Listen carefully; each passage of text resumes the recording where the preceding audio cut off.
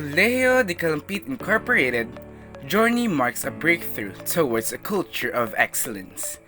It continues to garner national and international distinctions that uplifted its morale as an excellent seat of learning for Calumpit's gifted. So as you can see, this is how Colegio de Calumpit looks outside the campus. It is located at Iba O'Este, Calumpit, Bulacan, along the MacArthur Highway.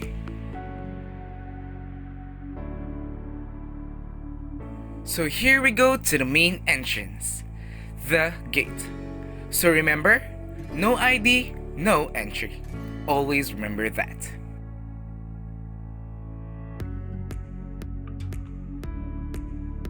And bilang alam naman natin na marahil may mga RK na estudyante dito, since private school ito at kindergarten to college ang mga nag-aaral dito. For sure yung iba may service. And as you can see, maayos ang parking lot nila dito. Maluwag at maraming pwedeng paradahan. Just note na kailangan ng sticker ang mga sasakyan upang regular na makapasok. And bago ang lahat-lahat, syempre, isang priority rin ay ang security. Here's the guardhouse. So hindi talaga basta-basta makakapasok. And as I've said, always bring ID. Here we go, a welcoming ambience provided by this school. So you can really feel or vibe as you go inside this campus. So here in the lobby, they also have a security guard for the security, of course. And also has a map or guide for you to be aware with the whole school premises. So hindi ka maliligaw. And as I also believe, tunay na mabait ang mga CCINs.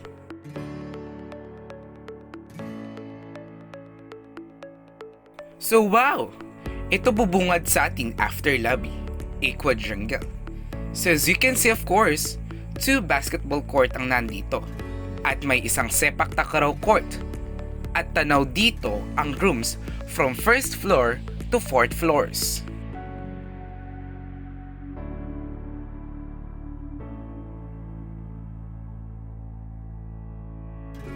We're here kung saan syempre madalas tambayan kasi nandito ang mga pagkain. Of course, para sa mga food lovers dyan. The school canteen.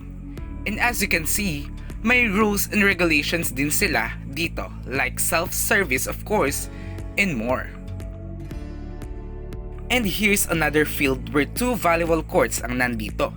And marahil isa itong dahilan kung bakit madalas dito gawin ang Bulpriza o Bulacan Private School Association.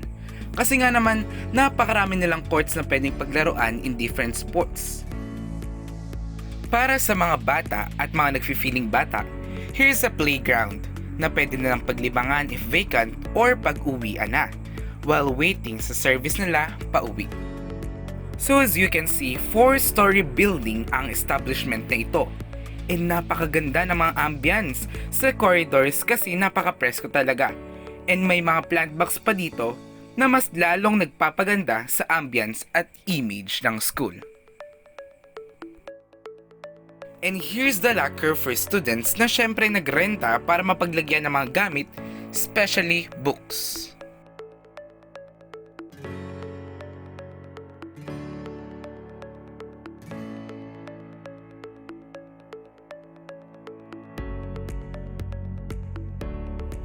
So here's an example of rooms of Colegio de Calumpit. Ground floor was occupied by pre-LM students and elementary department. Second floor by elementary also, and grade 7 students. Third floor by grades 8 to 10 with college, and fourth floor by grades 11 to 12.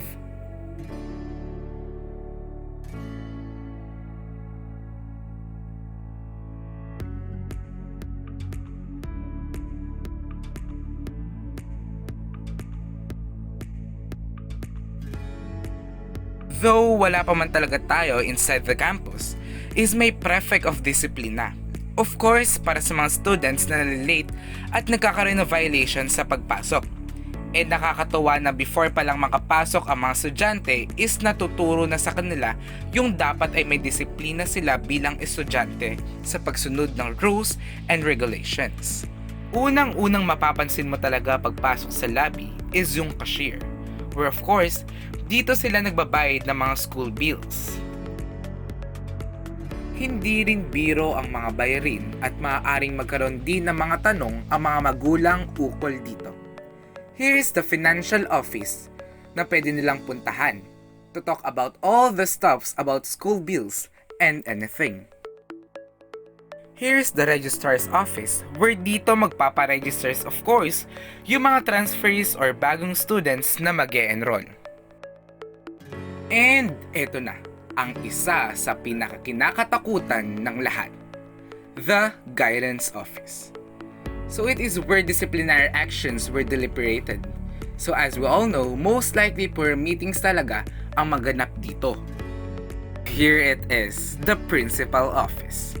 So we should behave kasi alam naman natin na mini-maintain yung katahimikan dito kasi kadalasan may mga meetings or anythings. So iwasan nating makabala at respeto na din sa principal herself. Napaka-cooperative naman talaga ng CCI. So may tindahan sila dito ng school supplies which is very helpful, especially if may nakalimutang bilhin na assignment or may bigla ang project at pwede silang makabili pa din kahit nasa loob sila ng school. Ang school clinic na syempre may registered nurse na kakalinga at aasikaso sa mga estudyanteng may mga sakit or nagkasakit habang nasa school. Pwedeng pumunta dito para maagapan agad ni ate nurse. The headquarters room is only for CETs. And yes, pinapairal ang military dito especially sa mga grade 10 students which is kasama pa ito sa kailangan nilang maipasa para maging completer. Isang magandang project nila is ang magsisinop ng plastic bottles which is very helpful and eco-friendly. CCI's room for baking, mostly used by junior high school students. This is the robotics room of Colegio de Calumpit. Robotics, it is a simpler to understand and more tangible introduction to programming. Teaching robotics in Colegio de Calumpit gives CCIans the opportunity to address the growing demands of teaching STEM subjects while learning how science, engineering, mathematics, and technology work together and interact.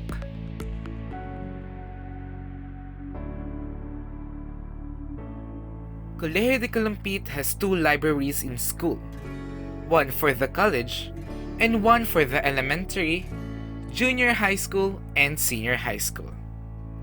Our library is big enough for those students.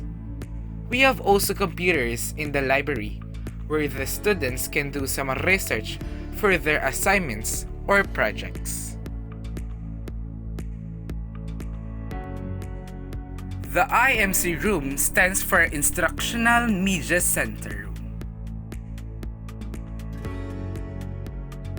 It is one of the units of the Colegio de Calumpit libraries, which provides a wide range of audio-visual resources, equipment and services to enhance the quality of teaching and learning activities of the students. CCI-SPG stands for Colegio de Calumpit Students Provincial Government. This room is a small room near in the library where the CCI-SPG officers gather to talk about the events they are handling. Computer Laboratory. This room used to instruct students on how to use computer, programming, and related subjects.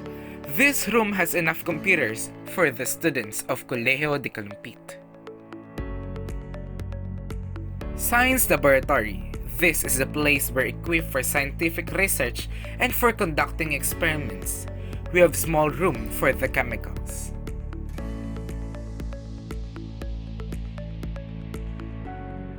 AVR or Audio Visual Room. This large room used by the students and sometimes faculty members in conducting meeting.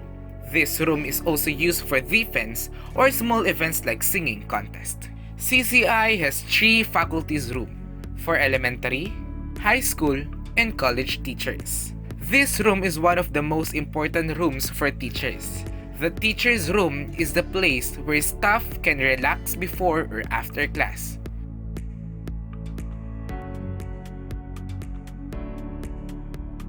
The speech laboratory has technology that allows students to record and playback a practice presentation, helping identify potential areas for improvement. In massage room, you can see some of the home economics students that doing massage for their teachers and co-students for their performance tasks for them to get their NC3 certificate.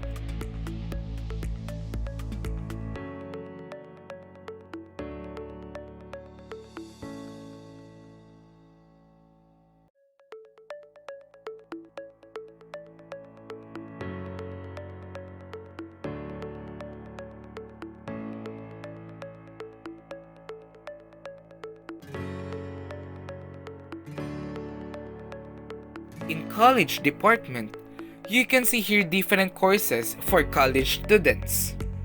There is also a faculty room here for college deans and professors.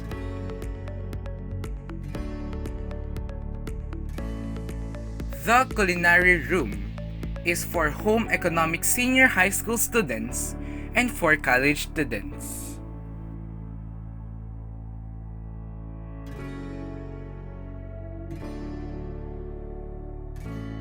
Gymnasium is a large room used for various indoor sports. This is usually the venue for every events in school since it can accommodate many students of CCI.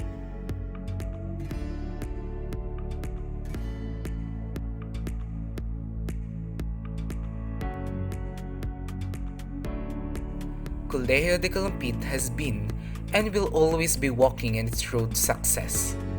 As a response, the students themselves set the barrier, standards, and excel, doing ordinary things extraordinarily well in their absolute goal.